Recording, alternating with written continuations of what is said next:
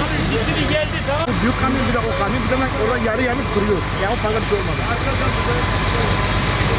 Bu bunda o kamyon şurada.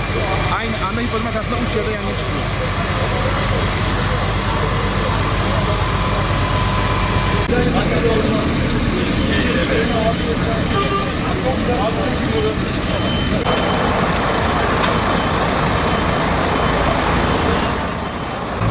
Ya bakıyorum abi sen de bir şey yok.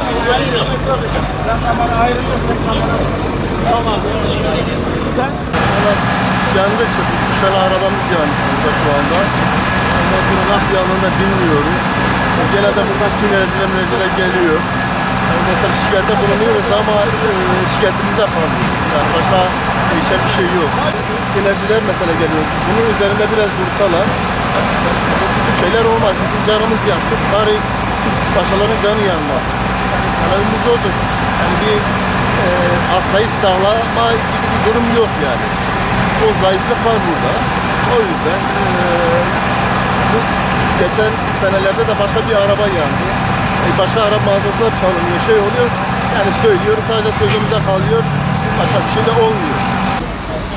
Bizim arabalarımız buradaydı. Bir seyis arkadaş telefon açtı bana. Arabalarım burada dedi, gel yangın çıkmış. Bayağı büyük yangın var dedi, arabalar yanıyor. Koşa koşa geldim. Ondan sonra geldim ki ara ver. Bizim akrabanın arabaları ot yüklü. Hepsi yanmışlar, kül olmuşlar.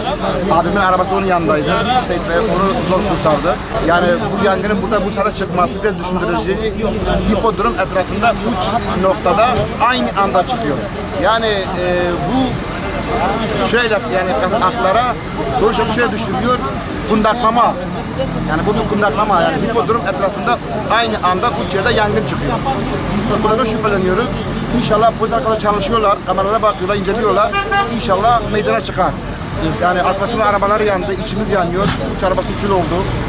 Biz de arabalarımızı son anda kurtardık. Yani az geçtiğinde son anda kurtardık. Rabbim bir daha böyle bir şey göstermesin. Çoğu yani bu taraflarda böyle madde bağımlısı, tinercisi gelip buralarda yatıyorlar, barınıyorlar. İşte kendinden değilken hani atar, sigara içer, atar, düşer, yangın çıkar yani. O şekilde çoğu zaman gelip arabaları kırıp içinde yatıyorlar. Yani bunların madde kullanıcıları buralara polisler buna müsaade etmesinler.